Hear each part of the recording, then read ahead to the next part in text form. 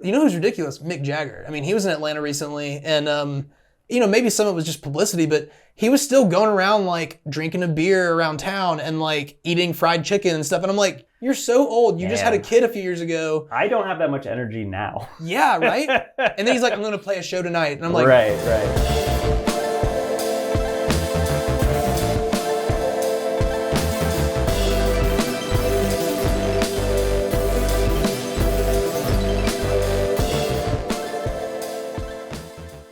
Hello, everybody. Welcome to another episode of PsychoActivision Presents. I'm your host, Peter Strickland, and we've got a wonderful interview for you today.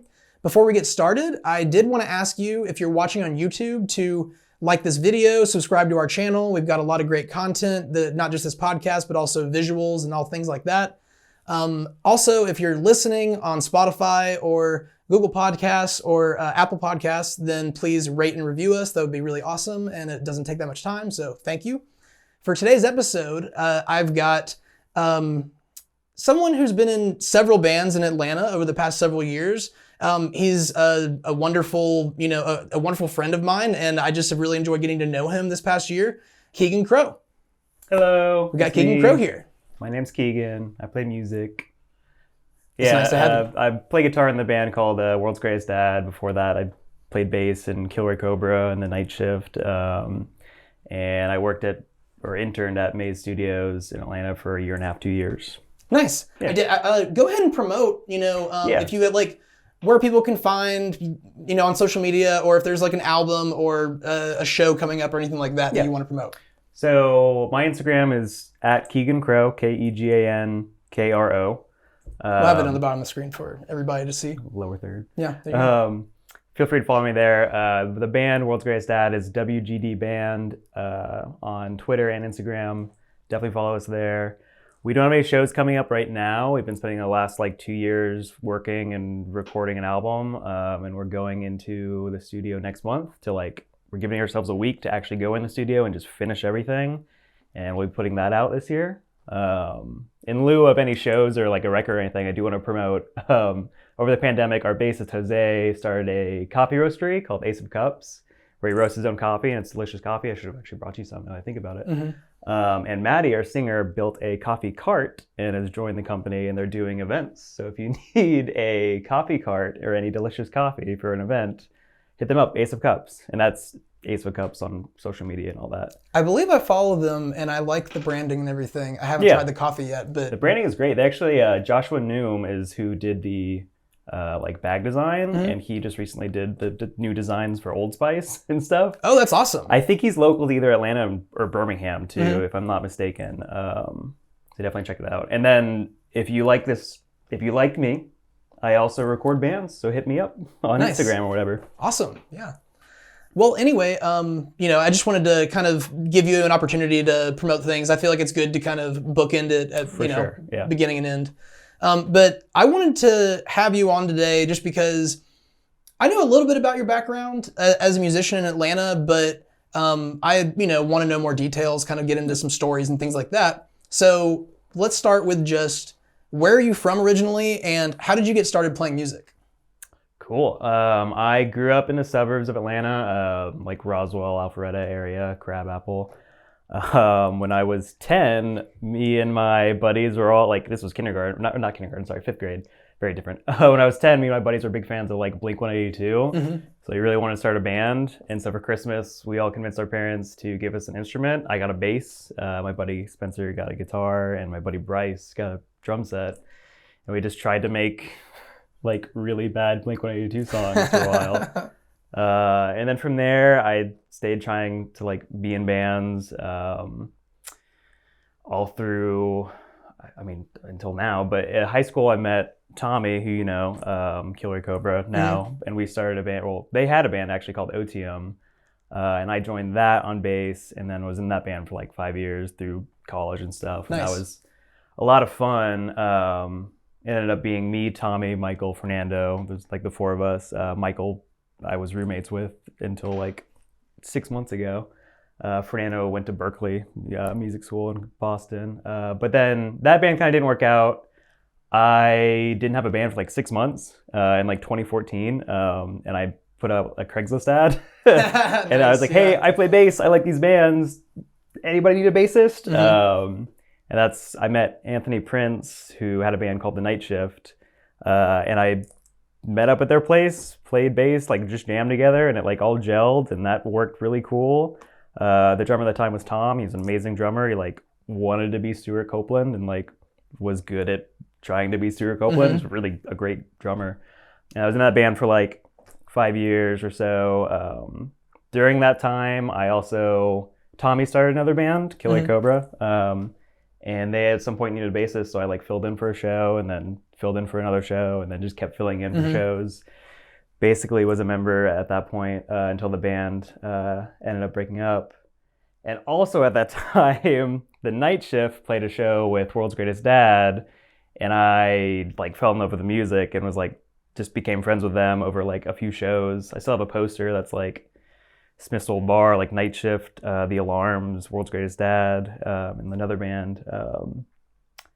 And yeah, eventually Maddie like made a Facebook post saying like, hey, does anybody play guitar? I need a guitarist. And I had played bass in bands for years, but I also played guitar just on the side for fun. And I was like, fuck it, I'll join this band because I really, really like their music. And now that's been the most like successful thing that I've done. And it's been a lot of fun. That's awesome. Yeah. I want to ask you a lot of questions. I mean, you did a good job of, kind of putting it all in a nutshell, I guess. I mean, that was a really, just good summary of like your history over the past few years. First off, this is kind of, I'll probably jump around, but Kilroy Kobra was a kind of like a fluid in terms of members, right? Absolutely, yeah. So, I mean, it seems like it was mostly just Tommy was the main. Yeah, Tommy. I think they only had one record out, but Tommy like wrote and more or less recorded the demos for that entire record by himself at some point. And then like didn't release it, but like found a band and like found members and stuff, and then recorded it as and then released it. Are you talking about Man of the World? The final like, record? Yeah, okay, gotcha. Yeah. Which I love that album. It's actually kind of funny because before you and I ever knew each other, back in 2019, I was trying to get gigs doing video for bands and everything. And I messaged Kilroy Kobra on Instagram the day after the final show because I didn't read their full post that said that was the final show. And so then I got a message back that said, hey, like, thank you basically for reaching out, but we just played our last show. So like, And that last show, like, because it was such a revolving door of musicians, that last show was so special because like every other song somebody would switch out. Like we had a lot of members come and play that last show, and it was a really special moment. But yeah, Kilroy Kobra was dope. They also made a movie to that record. I don't know if you knew that. But I was going to say, I've only seen a couple of the videos, but it's like a whole visual album. Yeah. And I think it's still on YouTube. Yeah. I was very impressed by it because it was obviously, I mean, I have no idea. There were some parts of it where I was like, this is a movie. It literally is a movie. I mean, it just felt, very cinematic. It didn't feel quite as much like a music video, even, Tommy definitely thinks in terms like that. I know he like, he didn't go to SCAD, but he got like a screenplay scholarship to SCAD at one point. So he definitely thinks in terms of that and like is very like, how is this going to look? How does this song make you feel? What colors does this song make you think of? And stuff like that. It's really cool. Like, yeah. My favorite, I think it's called Still Life from that album was my favorite. Because it's very like kind of slow and groovy. There's like a really good bass line and everything. It just that one always kind of stuck with me. It's been a minute since I've like even heard those songs actually. I remember I think it was the second show that I filled in for. We played a show in Savannah, Georgia. I don't remember the name of the place, but it was like a vintage like clothing store in the front, and they had a stage in the back, and like we played the show. One of the bands I played was Partials from Athens, which they're amazing. But another band that we were playing with from Savannah had a saxophonist, so like they came up and like played with us for one song, and like there's still a video of it somewhere. It's a good memory. Nice, that's awesome. Fun time. Well, I guess let's kind of backtrack a little bit then. I watched a couple videos of the studio sessions that you did with Night Shift, and it was kind of funny because I actually, one of the questions I was going to ask you originally was, what was your role in Kilroy Kobra? But you answered it by saying, you played bass. But it wasn't obvious to me, because there wasn't like I couldn't find online like a list of who was in the band or something like that. That's a fair thing to wonder. Yeah. But I guess my point is watching the videos on of the studio sessions that you did with the Night Shift. That was kind of my first time when I was like, oh, he plays bass, because I only knew that you played guitar in World's Greatest Dad, so it's kind of funny to know that you started with bass and then. Yeah, I mean, I started playing bass since when I was 10, and then for my 16th birthday, I got a guitar. And, even before that, actually, when I was 6, my parents gave me an acoustic guitar, and I was like too small to like really use it. But I've always kind of played both. Always been more comfortable on bass until really just like 3 years ago, to be honest. I mean, World's Greatest Dad is the first band that I played guitar in, and I definitely learned a lot very quickly and like spent a lot of time practicing and kind of got it up to speed. But also that type of music, it's almost more endearing if the guitar is not like show-offy and stuff, you know what I mean? Like as long as the part's catchy and it's played well enough, like you're fine. It would be very out of place if you were to be shredding or something. Yeah, it'd be terrible. How would you... I mean, there's some people who really don't like conversations like this, but I love talking about genre. Because we live in a postmodern world where genre is just a mixture of so many different things. How do you describe if someone was like, well, because for example, World's Greatest Dad, that to me, when I first heard the name, I was like, it sounds like a goofy indie band. And when I say goofy, I don't mean that in a negative way. I mean that like, it's a fun name. And it reminds me of, there's the comedy, the movie, which I think y'all reference on your Instagram saying like, so I've never seen the movie or something like that. I mean, I've only seen, I think, maybe a scene from it or something. But it's like a... The name has nothing to do with the movie. I don't know why Maddie chose it. I want to say she like was driving one day and saw it on a billboard or something and just thought it would be a good band name. Like, it's definitely a goofy name, and like we're definitely like goofy people. We take the music and stuff very seriously, obviously, and like we work hard, but like we don't take ourselves too seriously, or at least try not to. I think that's what I gathered from it. And I like that. Also, I love, like, to me, the perfect band name is something you can say once to a person and they hear it and then they remember it. Like, it's not like World's Greatest Dad. It's a phrase you've seen a million times on like t-shirts and coffee mugs and stuff, and like hopefully you remember it, and it is a little funny, and hopefully that makes you remember it as well. Yeah. People always ask like, oh, is there a dad in the band? And then I say no, and then they laugh again, and like it's great. Well, I mean, one of my best friends from growing up, he's in a band called Lady Legs, and it's 4 guys. So I mean, it's a good name. I think it's a pretty good name. Yeah. But it's. I think, like I said, we're in an era where band names are. It doesn't really, like I remember the first time I heard someone say they were going to a Snarky Puppy concert, and I was like, oh, so that must be... Like, what is that? Again, I was like, a goofy indie band, because that's what because I guess, like when I say goofy indie bands, like there's a band called Shred Flintstone, things like that. I love where that name. I mean, no, and I'm not hating on any of these. I love them. Not at all. I don't think you are. They're great. I haven't heard these, and they're great. I'm trying to think. There's a band. This is not really like a fun. It's kind of funny. Called Acid Dad.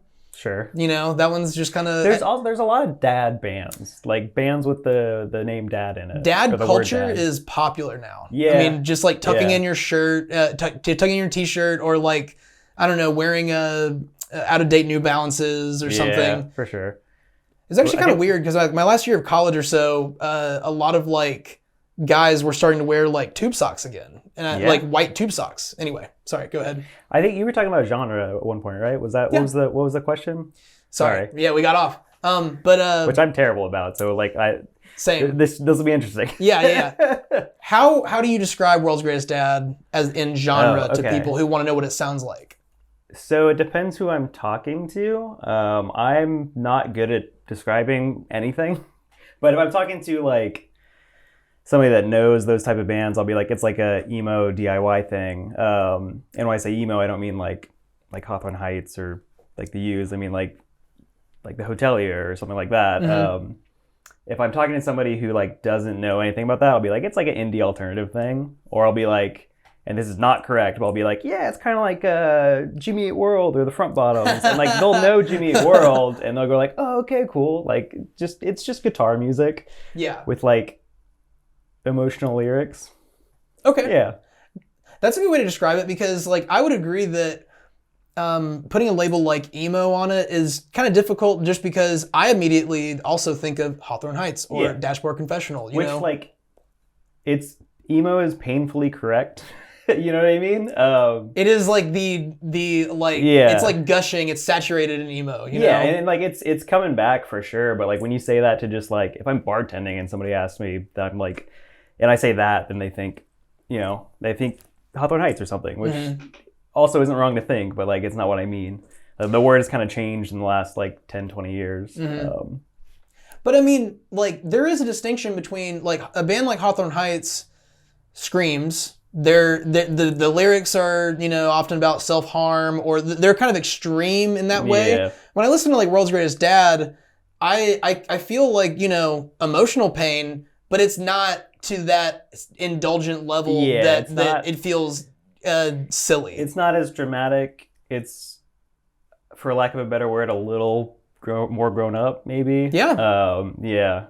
I think like between, I don't know, what was that, 2005 when like those bands were happening, and like now like mental health is such a bigger discussion where like we can now like unpack these issues kind of.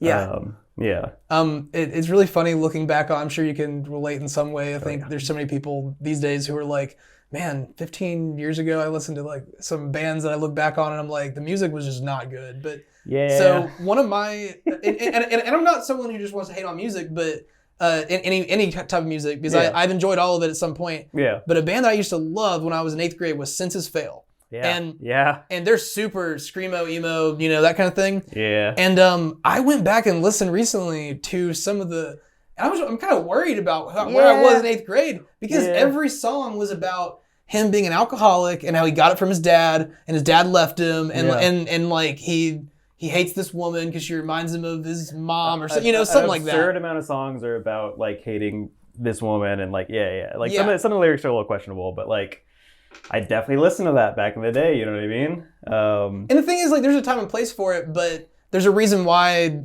Senses Fail isn't selling like they used to. I mean, like it kind of was an era when that was really popular, and but it's kind of crazy when you think of bands like that. Go look it up on Spotify. Like any random band from back then, they're probably still making albums. And then you're like, no, they are. Yeah, for sure. And I mean, that's what they do. After a certain point, like, what else are you gonna do? You either stop completely and like get into real estate or something, which no shame on. But I feel like I would maybe try to change directions, or like start a new band. Because I feel like some people have done that. Like the singer for Yellow Card, for example, goes by his name now and like doesn't do anything with Yellow Card. But yeah, like I don't know. I think there's this weird like expectation for like bands to go away sometimes. Like I'm in a band and I don't want to stop doing it. Maybe that'll be different in 20 years. But like I think here's more my point.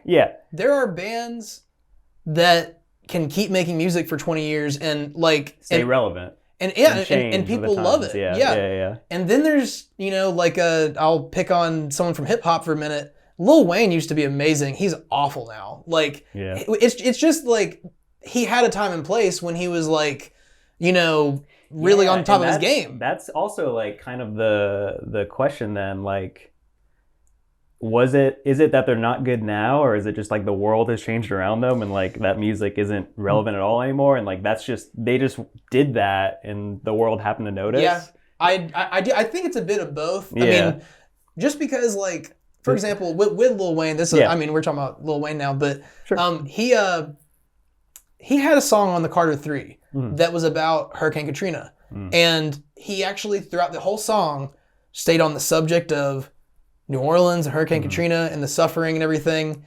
Never since that song have I heard him be able to make a song that's coherent about one subject. Oh, man. And I think that's more of my point. Is like his rap at some point, like, and I'm not saying every song has to be meaningful like that, but he was able to make like all these different styles of hip hop, like party stuff and the more still have profound stuff behind it. But then I don't know.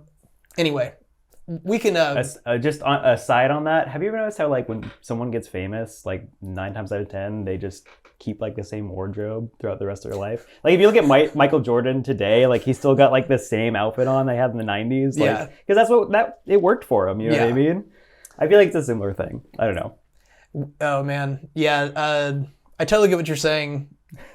It's a little sad sometimes too when like the main people I'm thinking of are like hair metal bands because some of the glam stuff, like, okay, the thing is, if you're a young person wearing the glam stuff looks great, but when you're like 50, 60, 70, I mean every now and then there's someone who can get away with it. Like I've heard that Kiss is still great to see live. Sure. But you know what I'm saying? It's like, I think at a certain point you're like, Alice Cooper needs to stop dyeing his hair black and, you know. Sure, yeah. You get like, what's his name? Brett Michaels, who just has like the bigger and bigger bandana. Yeah. You know what I mean? People get old. I don't know. Well, I mean, I'm not hating on that. I guess I don't think you are. I don't think you are. Yeah. I just think that's like the end cap to it. Like you got to either like accept the change and move on, or like. You know who's ridiculous? Mick Jagger. I mean, he was in Atlanta recently, and I saw videos of him and everything, and I'm like, and then he, you know, maybe some of it was just publicity, but he was still going around like drinking a beer around town and like eating fried chicken and stuff, and I'm like, you're so old. You just had a kid a few years ago. I don't have that much energy now. Yeah, right? And then he's like, I'm going to play a show tonight. And I'm like... Right. Yeah, he went to the Claremont Lounge while he was in town. Yeah. Talked about that on stage. I wonder how much of that is just like Mick Jagger doesn't have to worry about normal people problems. You know what I mean? Have you heard the John Mulaney bit about that when he was talking about how he met Mick Jagger when he was working on SNL, and Mick Jagger was a guest. Diet Coke. Yeah. Not funny. Like that whole thing. Yeah. I mean, it's just people. It's like he said in that bit. It's people when people ask you like, oh, is that celebrity nice? It's like for who they are, right? I guess, but you know, I mean, there are a few people I'm sure that you genuinely could guarantee were probably like nice when you met them in person. Have you met? Here's a fun question. Yeah. Have you met any musicians either like at work or you know, at a concert or something like that in Atlanta or otherwise? Have you met anyone that you kind of looked up to? Yeah, I mean, we opened for the Used at Bucket Theater a few years ago. I think 2018. You told me that, and I remember shitting myself when you told me that. That's awesome. It was great. It was kind of a last minute thing. I think they didn't have an opener or something. We just hopped on and super grateful, super fun show, awesome. But their singer, like, I guess sent somebody to our merch booth without us noticing and like bought a shirt, and we did notice. So like in the middle of their set, he's like, I want to talk about my new favorite band, and like pulls off a shirt. And he's wearing one of our shirts. And I was like, awesome. That's fucking cool. Yeah. We met him for a little bit before that too, and he just like gave us a high five and was like, thanks for hopping on the show. And we were like, are you kidding me? Thank you for having us. That's one of those bands that like I listened to a lot when I was younger, and it was really cool to do that. We've like run into some bands that are bigger that have been super nice. Like we opened for the Wonder Years once, and Dan Campbell, Soupy, his nickname, made a point to like come over and like introduce himself and like say hi to us, which he did not have to do. Other than that too, I've met like people at work. Like I worked next to Center Stage, worked at this pizza place, and I definitely met a lot of bands that way.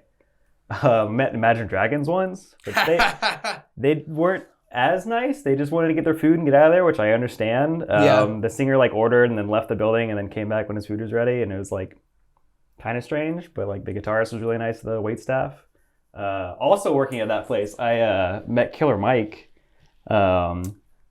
He came in just to eat, and he like ordered a full meal. I think it was him and his wife, and they ate the meal, liked the meal, ordered another full meal, and then afterwards was still super stoked. And Killer Mike like walked in the kitchen and handed everybody a $20 bill. And like, yeah, that's pretty nice. I mean, that's so wait, did you technically meet Killer Mike then? Yeah, I mean, he handed you a $20 bill? Well, no, I took his order and like waited on him the entire time he was there. He was like super cool. I remember in high school, my buddy, I think I'm losing sight of the question now again, but in high school, my buddy won like a meet and greet with Cage the Elephant, and like their meet and greet was paintball. So we played paintball with Cage the Elephant. Oh, that's awesome. And like, that was a super sick day too. Like, yeah, Yeah, I've gotten lucky with meeting people that I like at the time was like super into, and like most of the time there are other stories, but like most of the time like everyone's lived up to my expectation, which they don't need to do. Like they're human. We're all just people. Yeah. But it was always a pleasant experience. That's nice. Yeah. So for me, I don't really know what. I used to work at a place, and it was near Buckhead Theater, which was right down the street, and there were bands that would come in, and sometimes you could just tell that somebody was in a band because they looked really out of place because it was Buckhead, and it just kind of like I don't know. I mean, the normal clientele there was dressed a certain way, a little more corporate, and they would come in with like shaggy hair and tattered clothes, and I'd be like, "You're in a band," and I would just ask them like, "What band are you in?" And there's a guy from is it the Kinks? That's like a modern band, I think, or is that an old band? No, that's an old band. That's an old band. What is it? There's a band that's like a similar name to that. The Struts? I can't remember. There's a lot of the bands. Never mind. It's something like I thought it was like Hayward, but anyway, I'm fucking it up. The Killers. No, it was not someone from the Killers. Right. I can't. It was a British band. Anyway, the Kooks. I think it was the Kooks. Yeah. I believe it was the Kooks. Okay. There's a guy from the Kooks that came in one time. It was nice. There was a guy from Atreyu that came in, which was interesting. Yeah. I was like, I kind of, once he said I was like, I don't really listen to Atreyu. I didn't say that to him. That's the awkward thing is when you ask someone like, hey, what band are you in? You have to be pretty confident in just like either knowing or being able to be like, cool. Exactly. Yeah. Because if you act at all like you don't know. We get that a lot on tour because like we're four people who all are wearing black skinny jeans and probably a jean jacket too. And nobody knows our band. Like they'll ask us what band and we'll be like, oh, World's Greatest Dad. And they're like, oh yeah, I know y'all. I've heard of y'all. But yeah, it's very easy to spot a band for sure. Like that happened a lot at the pizza place I worked at next to Center Stage. Mm-hmm. Maddie actually is or was a runner for the Masquerade. Mm-hmm. So it was her job to like drive an artist around or like pick up food and like catering for an artist. That's and awesome. Stuff. So she's got tons of stories about all sorts of people, good and bad. One good thing, I'll just like secondhand story. She drove a van for Garbage, and I can't remember her name, but the singer for that band apparently is ridiculously nice and actually still very much cares about the music and stuff and the fans, and like spent as long as she possibly could after the show outside the venue just talking to fans and stuff. So that's awesome. Nice little positive story. That's awesome. Speaking of kind of like some World's Greatest Dad stuff, you guys did a tour back in November, correct? Mm-hmm. Yeah, it was like November 4th or 5th to December 4th or 5th. 5-week tour. Yeah, which I'm really, really, really, really grateful that we got to do because it was the first tour we've been able to do since 2019.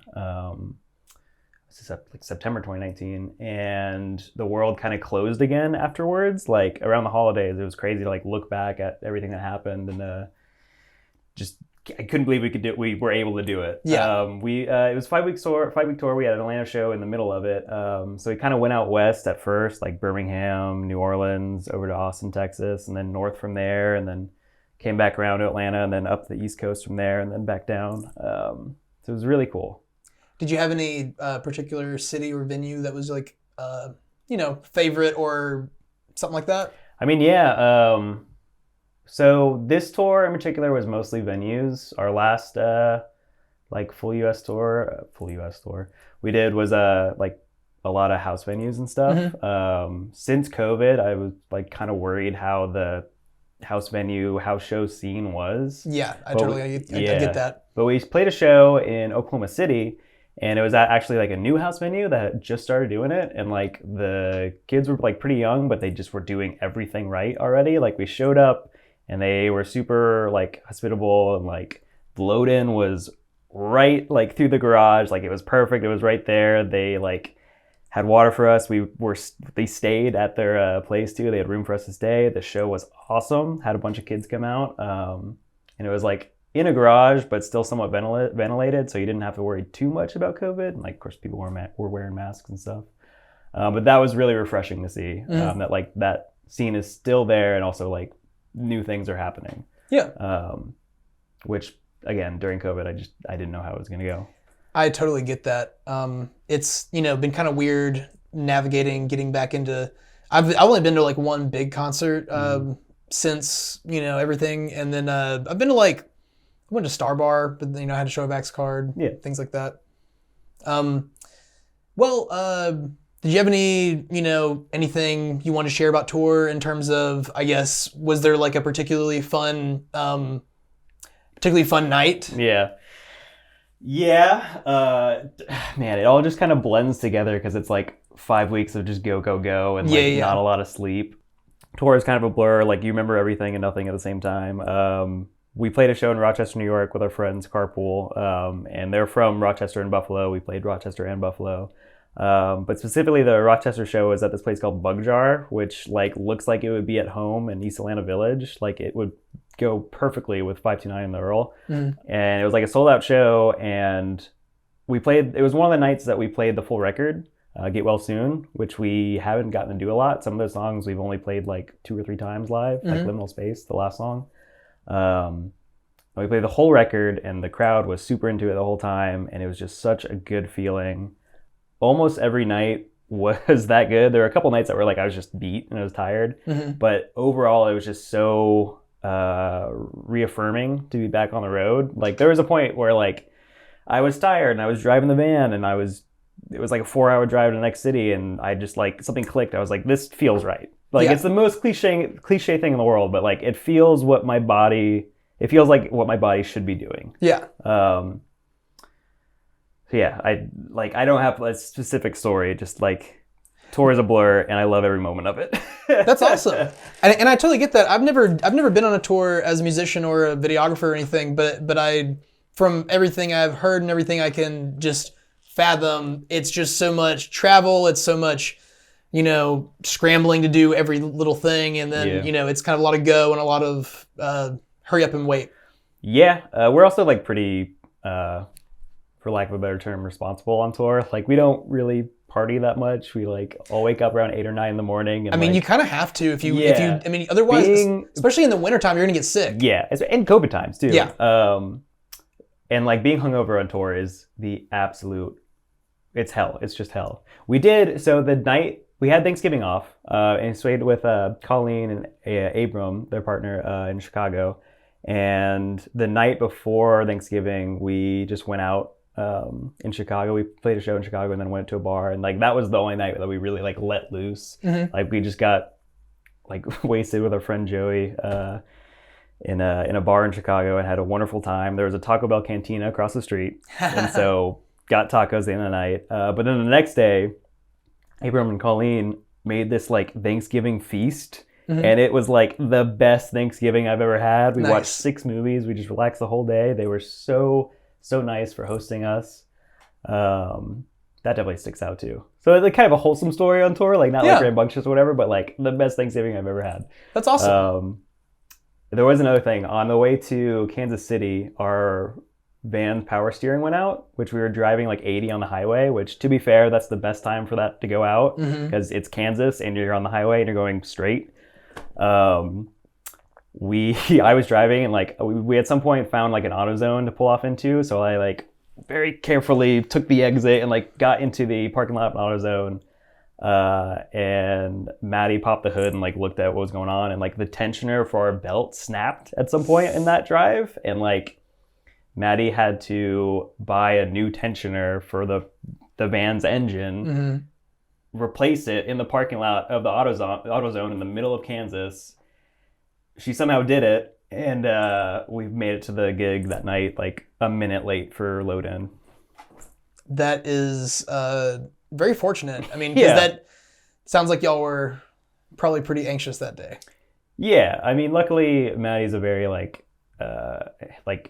handy person, and restored a motorcycle a couple years ago and stuff. Yeah, so that's the person you want to have on tour with you for sure. Yeah. Great. Yeah. Our bassist Jose ate an edible that day. It just if you looked at him in the back of the van, you wouldn't have thought he even knew that we were stuck anywhere. There's a picture of it somewhere, man. I'll send it to you. Nice. Yeah. We haven't talked about this. Do you write any of your own music? Just personally? Yeah. I do to like be creative. I try to write lyrics, but I don't ever actually put those in any of the songs. I like to get on the laptop and like just pick a tempo and like make a drum track and then record bass onto it and then record guitar onto it and then record lead guitar onto it and just like make layers. I have a lot of fun doing that. And yeah, I mean, I would like to ultimately, I guess, produce music. So that's something I picked up working at Maze. Ben Allen, like on days that were slow, would just be like, all right, we're going to try to make this type of song, and then would build a song. And I thought that was really cool, and I have a lot of fun doing it. So I do a lot of that. Nice. Yeah. Yeah. Nothing that I'll probably release, but like just a lot of fun stuff. That's just nice to hear that. Well, I mean, like I've known there's nothing bad about this, but because I'm a drummer, so I basically just I really don't write anything. I pretty much am just like, oh, what do you want me to? Okay, I'll play. I'll make a beat for that, and I don't really consider that writing music necessarily. It's weird because like putting a drum beat to something to me is different than, oh, I'm going to write a guitar part that accompanies your, because drums are just rhythm. So, I mean, to me, it is different somehow. I don't know. I'm not trying to discount it because I do. No, I know what you're saying though. Like a guitar like melody is like, can be the catchiest part of the song. Sometimes the beat can be the catchiest part of the song too. Well, I mean, like I'm not trying to discount the beat and the drummer because I love being a drummer. But there's melodic instruments for drummers too. And I think that like, I guess in general, I would just want to encourage, because like I also know how to play keyboard, bass, guitar on a basic level, and I would like to be able to eventually do kind of what you're talking about of like layering things on top of each other. Yeah. And I mean, if you can do all this, you can easily do it. Yeah. I think there's if you can, I think I'll make it happen eventually. But like I said, that's good to hear, just because I like to know that people are, I guess, trying to put their own personality into something. For sure, yeah. Because like for a long time I did like acting, and that a lot of times feels very much so like you're just, I'm just taking someone else's words, and like, you're not like creating a whole lot. You're kind of like, I mean, it's not the same way, but actually being able to write your own music or just have something that is yours. It's a different feeling. It feels good, yeah. I also think like being creative is like a muscle that you like can work, and like if I stay on top of like making a new demo or whatever by myself, then when it comes to a new World's Greatest Dad song, I can hear it and be like, I think we should do this, and like play the guitar part, and like hopefully it'll work out, you know what I mean? Yeah. But it sounds like you like me thrive in a collaborative environment. Yeah. Otherwise I just don't get anything done. You know what I mean? Yeah. Like when you work with someone else, there's like a little more pressure to be like, okay, we have this time together, let's get it done. You know what I mean? No, I totally get it. Yeah. Cool. Well, honestly, I think we can probably wrap it up around here because, like I said, I'd love to have you back on at some point, you know, but I think this has been a really nice introduction into, your background. Are there any other things you wanted to cover maybe before we... I didn't mention at the start, but we do already have an album and an EP out. We released it like a few years ago. Get Well Soon is the album. Please check it out if you don't know it. Still very proud of that work. Yeah. That's really the only other thing. Awesome. Well, do you want to do any last promotions or anything like that? I mean, just to tag it again, I mean, I might say right here, follow us on Instagram at PsychoActivision, and go to YouTube, follow us on there, Spotify, Google Podcasts, Apple Podcasts. PsychoActivision presents Kegan Krogh. And you can follow me on Instagram at Kegan Krogh, KEGANKRO. Follow World's Greatest Dad at WGD Band on Instagram and Twitter. We'll be more active on there this coming months when we release the record. And thanks for having me. Yeah, it was really fun to have you. Thanks, dude. Yeah. Awesome.